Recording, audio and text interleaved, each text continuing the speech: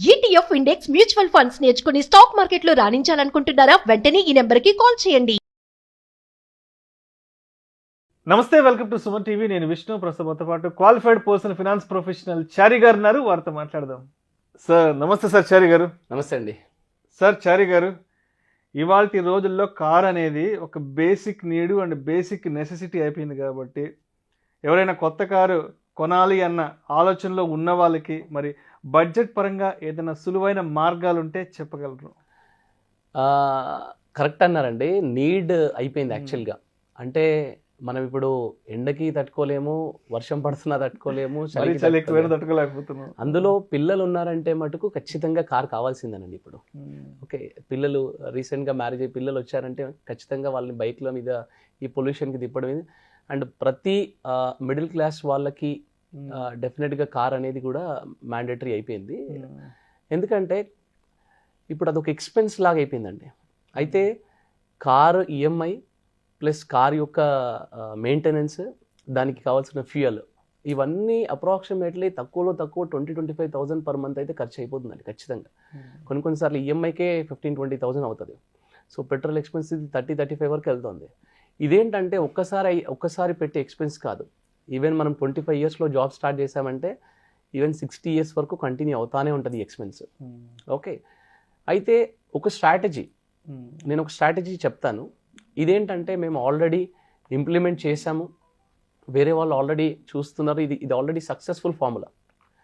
ఈ స్ట్రాటజీ కనుక ఫాలో అవుతే, కరెక్ట్గా మనం అనుకున్నట్టు ఫాలో అవుతే, మీరు ఎవ్రీ 5 ఇయర్స్ కొత్త కారు కొనుక్కోవచ్చు. అలా లైఫ్ లాంగ్ కొనుక్కోవచ్చు, మీ పాకెట్లోంచి ఒక 1 రూపీ కూడా పెట్టకుండా. ఎవ్రీ 5 ఇయర్స్ ఒకసారి ఒక కొత్త కారు కొనుక్కోవచ్చు. నేనైతే ఇప్పటికీ స్కూటర్ మీద తిరుగుతున్నా. అంటే మీరు ఇప్పుడు ఈ వీడియో కంప్లీట్ గా చెప్పాక నేను కూడా ప్లాన్ చేస్తాను. డెఫినెట్ గా మీకు వర్కౌట్ అయ్యే ప్రాసెస్ అండి ఇది. ఇదేంటంటే ప్రాక్టికల్ గా ఆల్రెడీ ఫాలో అయ్యి అవుతున్న ఇది కాబట్టి మీరు ఇంప్లిమెంట్ చేసుకోవచ్చు మీకు కూడా. జనరల్గా ఇది ఇంకా 25 ఇయర్స్ వాళ్ళకైతే కనుక ఇంకా అద్భుతంగా వర్కౌట్ అవుతుందండి. ఈవెన్ 35 వాళ్ళు కూడా చేయొచ్చు, బట్ 25 వాళ్ళకైతే ఇంకా అద్భుతంగా వర్కౌట్ అవుతుంది. నేనేం చెప్తున్నానంటే, ఎవ్రీ డే జాబ్ స్టార్ట్ అవ్వగానే, ఎస్పెషల్లీ యంగ్స్టర్స్కి, ఎందుకంటే ఒక 5 ఇయర్స్ తర్వాత ఇంకో కొత్త కార్ మళ్ళీ కావాలి అని చూసేది యంగ్స్టర్స్ ఎక్కువ మటుకు. ఒక 5 ఇయర్స్ నడపగానే దాని ఈఎంఐ అయిపోయిన తర్వాత మనకు కొంచెం బోర్ కొడుతుంది, ఆ కారు కొత్త కారు మార్చాలని ఉంటుంది. అలాగే ఎట్ ద సేమ్ టైం ఆ కార్కి ప్రాబ్లమ్స్ కూడా స్టార్ట్ అవుతూ ఉంటాయి అప్పటి నుండి. అందుకని కొత్త కార్ తీసుకోవడం బెటర్, దాన్ని రిపేర్ చేయించడం కంటే. ఓకే, సో ఇప్పుడు నేనేమంటున్నానంటే, ఒక 500 rupees every day, 500 rupees every day మీరు పక్కన ఒక 10 ఇయర్స్ పెట్టాలండి. ఫర్ ఎగ్జాంపుల్, ఒక 25 ఇయర్స్ పర్సన్ ఉన్నాడు అనుకోండి. ఈ 25 years person 500 rupees per day అంటే around 15,000 rupees per month SIP. Every month 15,000 rupees ఎస్ఐపిలో నెక్స్ట్ 10 ఇయర్స్ ఇన్వెస్ట్ చేస్తారు. చేస్తే ఇక్కడ మీ ఇన్వెస్ట్మెంట్ అరౌండ్ 18 lakhs అవుతుంది. And at the rate of 12% return మీ టోటల్ ఫండ్ వాల్యూ కాస్త 35 lakhs అవుతుందండి మ్యూచువల్ ఫండ్స్లో. ఓకే, ఇప్పుడు ఈ 35 lakhs అయిన రోజు your done, me goal achieve అయినట్టే. ఇదేమైందంటే, యాక్చువల్గా మనం 10 ఇయర్స్ టెన్యూర్ పెట్టుకుంటాం. దాంట్లో కొంతమంది 7 ఇయర్స్లో కూడా అచీవ్ చేస్తారు, కొంచెం స్పీడ్గా అమౌంట్ ఎస్ఐపీస్ ఇంక్రీజ్ చేసుకుంటూ. ఇంకొంతమందికి మార్కెట్స్ బాగా చాలా మంచి రిటర్న్స్ ఇచ్చి 12 అన్న దగ్గర 15%, 20% రిటర్న్స్ ఇచ్చిన వాళ్ళు కూడా ఉన్నారు. వాళ్ళు 9 ఇయర్స్లోనే గోల్ అచీవ్ అయిన వాళ్ళు కూడా ఉన్నారు. ఎండ్ ఆఫ్ ద డే ఏంటంటే 35 lakhs అక్యుములేట్ అయిన రోజు వీఆర్ డన్. మనం అనుకున్న టార్గెట్ అచీవ్ అయిపోయినట్టే, మనం ఇంకా స్టార్ట్ చేసుకోవచ్చు ప్లానింగ్. మీరు వన్స్ దిస్ 35 lakhs అక్యుములేట్ అవ్వగానే మీరు ఏం చేస్తారంటే, 12 lakhs ఇనీషియల్గా మాత్రం మీరు 12 lakhs కార్ కొనుక్కోవచ్చండి. ఓకే, 12 lakhs కార్లో ఫస్ట్ 2 lakhs మాత్రం మీరు డౌన్ పేమెంట్ ఇస్తారు. ఈ 35 lakhsలో నుంచి 2 lakhs తీసి 2 lakhs డౌన్ పేమెంట్ ఇస్తారు. ఓకే, ఈ మిగతా 10 lakhs ఏం చేస్తారంటే కార్ లోన్ తీసుకుంటారు నెక్స్ట్ 5 ఇయర్స్కి. ఈ కార్ లోన్కి ఈ 5 ఇయర్స్ టెన్యూర్ విత్ 9% ఇంట్రెస్ట్ అవుతే కనుక అరౌండ్ 20,000 పర్ మంత్ ఈఎంఐ వస్తుంది కార్కి. ఓకే, ఈ ఈఎంఐ ఏదైతే ఉందో మ్యూచువల్ ఫండ్లో మనకున్న 33 lakhsలో నుంచి ఎస్డబ్ల్యూపీ పెడతామండి. ఎస్డబ్ల్యూపీ అంటే ఏంటి? సిస్టమాటిక్ విత్డ్రావల్ ప్లాన్ అనమాట. ఓకే, నేను ఇంతకుముందు కూడా ఎస్ఐపి ఎస్డబ్ల్యూపీ గురించి డిస్కస్ చేశానండి. మళ్ళీ ఒక్కసారి అంటే కొత్తగా చూస్తే వాళ్ళందరికీ ఒక్కసారి జస్ట్ బ్రీఫ్ ఇస్తాను. మ్యూచువల్ ఫండ్లో ఎస్ఐపి, ఎస్డబ్ల్యూపి 2 కాన్సెప్ట్స్ ఉంటాయండి. ఎస్ఐపిలోనేమో ఎవ్రీ మంత్ మీ బ్యాంక్ అకౌంట్లోంచి అమౌంట్ డిడక్ట్ అవుతూ మీరు యూనిట్స్ని కొంటా ఉంటారు. ఎస్డబ్ల్యూపిలో ఏమవుతుందంటే ఎగ్జాక్ట్గా ఎస్ఐపికి రివర్స్ అవుతుంది.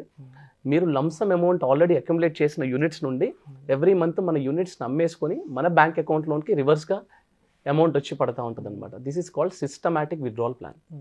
ఓకే, ఇప్పుడు సిస్టమాటిక్ విత్డ్రావల్ ప్లాన్లో ఉన్న అడ్వాంటేజ్ ఏంటంటే మనకి బ్యాంక్ ఎఫ్డీలో పెట్టి ఎవ్రీ మంత్ ఇంట్రెస్ట్ తీసుకున్నట్టుగా, లేదా ఒక ఫ్లాట్ కొని దాని రెంటల్ ఇన్కమ్ ఎట్లాగైతే తీసుకుంటామో అట్లా రెంటల్ ఇన్కమ్ తీసుకున్నట్టుగా ఎస్డబ్ల్యూపీ కూడా ఒక ఆప్షన్ అనమాట మ్యూచువల్ ఫండ్స్లో.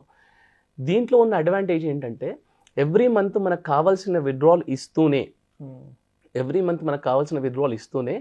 మన క్యాపిటల్ కూడా స్లోగా గ్రో అవుతూ ఉంటుంది అనమాట. అంటే ఇది ఓవర్ నైట్ అయ్యేది కాదు. ఎట్లాగైతే ఎస్ఐపి మనం ఇన్వెస్ట్ చేస్తూ ఉంటే మార్కెట్ ఫ్లక్చుయేట్ అవుతూ స్లోగా గ్రో అవుతుందో, అట్లాగే ఎస్డబ్ల్యూపీలో కూడా మనకి యూనిట్స్ అమ్ముతున్నా కొద్దీ మన యూనిట్స్ తగ్గుతూ ఉంటాయి, కానీ మన ఎన్ఏవి ఏదైతే ఉంటుందో, మన యూనిట్ రేట్ ఏదైతే ఉందో అది స్లోగా గ్రో అవుతుంది అనమాట. మీకు ఎవ్రీ 5 yearsకి దాని డిఫరెన్స్ కనిపిస్తూ ఉంటుంది. మీరు లాస్ట్ 15-20 year హొరైజన్ చూస్తే 33 lakhs పెట్టిన వాళ్ళకి ఇవాళ క్రోర్స్లో ఉందండి.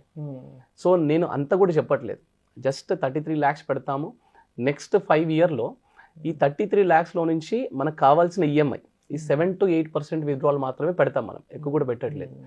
ఈవెన్ కన్జర్వేటివ్ ఫండ్స్లో, even large caps, blue chips లాంటి ఫండ్స్లో పెట్టుకున్నా, లేదా మీరు ఈవెన్ బ్యాలెన్స్డ్ అడ్వాంటేజ్ లాంటి బ్యాలెన్స్ ఫండ్స్లో పెట్టుకున్నా మనకి విత్డ్రావల్ 7 to 8% వరకు తీస్తే నో ప్రాబ్లం అండి. మనం విత్డ్రావల్ తీస్తూ ఉంటాము, స్లోగా ఎవ్రీ 5 yearsకి మన క్యాపిటల్ కూడా గ్రో అవుతూ ఉంటుంది. ఓకే, ఇక్కడ ఏం జరిగింది, మనం కార్కి 35 lakhsలోంచి 2 lakhs డౌన్ పేమెంట్ ఇచ్చేసాము, మిగతా 33 lakhsలోంచి మన ఈఎంఐ, కార్కి ఈఎంఐ పే చేసుకుంటుంది. ఓకే, అంటే ఇక్కడ చూడండి, ఒక 1 rupee పెట్టకుండా ఫస్ట్ 5 years మీరు కార్ కొన్నారు, ఎట్ ద సేమ్ టైం దాని ఈఎంఐ కూడా నెక్స్ట్ 5 years మీరు డౌన్ పేమెంట్ కట్టారు అండ్ ఈఎంఐ మీరు కట్టలేదు. 5 years తర్వాత ఏమవుతుంది అంటే, మీరు కొన్న 12 లక్షల కార్ ఏమవుతుంది అంటే వర్స్ట్ కేసులో దానికి ఒక 5 lakhs అయినా వస్తాయండి, దాన్ని మీరు తీసేస్తే. ఈ పాత కార్ని మీరు డౌన్ పేమెంట్గా ఇచ్చేస్తారు. ఓకే, నెక్స్ట్ ఈ 5 years తర్వాత మీరు ఈవెన్ ఫస్ట్ 12 lakhs కార్ కొన్నారు కదా, తర్వాత 5 years తర్వాత మీరు 18 lakhs కార్ కొనుక్కోవచ్చు. 12 lakhs కాదు, 18 lakhs కార్ కొనుక్కోవచ్చు. అంటే ఇక్కడ మీరు అప్గ్రేడ్ అవుతున్నారు. 5 lakhs పాత కార్ డౌన్ పేమెంట్ ఇచ్చేసారు, మళ్ళీ ఇంకో 13 lakhs మీరు కార్ లోన్ తీసుకున్నారు. ఇన్ఫ్యాక్ట్ కరెక్ట్గా ప్రాసెస్ ఫాలో అయిన వాళ్ళు మాత్రం 20 lakhs కార్ కొనుక్కున్నారండి, టు బి వెరీ హానెస్ట్.